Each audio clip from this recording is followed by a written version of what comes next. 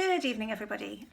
So it's Monday, and I spent some quality time over the weekend finishing off reading this book, The Accident on the A35 by Graham McRae Burnett. Booker shortlisted author of His Bloody Project, and this is the book that he published subsequent to that. He's based here in Glasgow as well.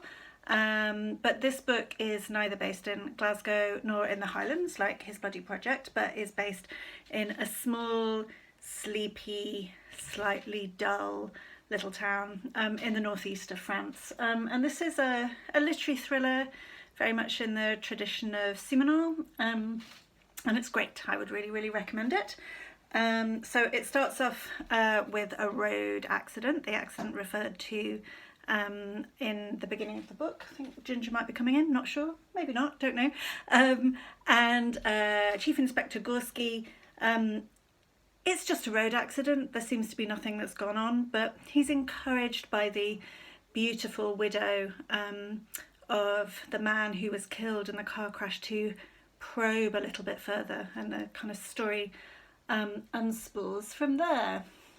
So I would really recommend it highly. And I'm going to read just a little section from you, which isn't kind of revealing of much of the plot, though there's a side plot which is referred to at some point, just to kind of get you into the spirit of it a little bit. I love the characterisation of this section. So, chapter 6. The shortest way back to the police station would take Gorski past Le Pot. It was perfectly possible to take an alternative route, but were he to take a detour, would that not constitute an admission that he had some kind of problem, that he was incapable of walking past a bar without entering it? On the other hand, what would be more natural than to stop off for a quick beer to mull over his conversation with Courbet?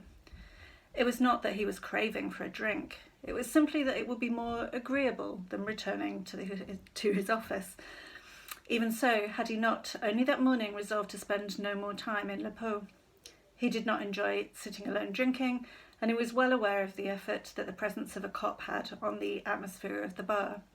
It had simply become a way of avoiding spending his evenings in the house on the Rue du Village Neuf. Oh, I should point out that Gorski's wife has left him and taken their teenage daughter along with him, so that's why he doesn't want to be alone at home at night. He turned into the street in which Le Pot was located. The act of resisting the temptation to enter the bar would have little value unless he actually passed it. He even crossed to the opposite pavement so that he would have to walk right past the door. A few metres from the entrance, Gorski glanced at his watch and adopted an expression intended to suggest to anyone who might be observing him that he was suddenly surprised to find that he had more time in his hands than he thought. 3 men in work clothes were standing by the counter, a newspaper open between them. Gorski slid onto the ripped vinyl banquette and mimed the motion of pulling a beer. Only when Yves had wordlessly placed his drink on the table did he stand up and remove his raincoat. He let the beer sit for a few moments. Now that it was here, he was in no hurry. He watched the bubbles rise and settle on the underside of the foam, which the bartender had adeptly skimmed with a palette knife he kept by the tap for this purpose.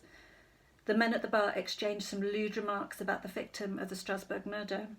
At this point, Yves gave an almost imperceptible nod to alert them to Gorski's presence, and the conversation fizzled out. So when I read that, I also really wanted to go and have a beer.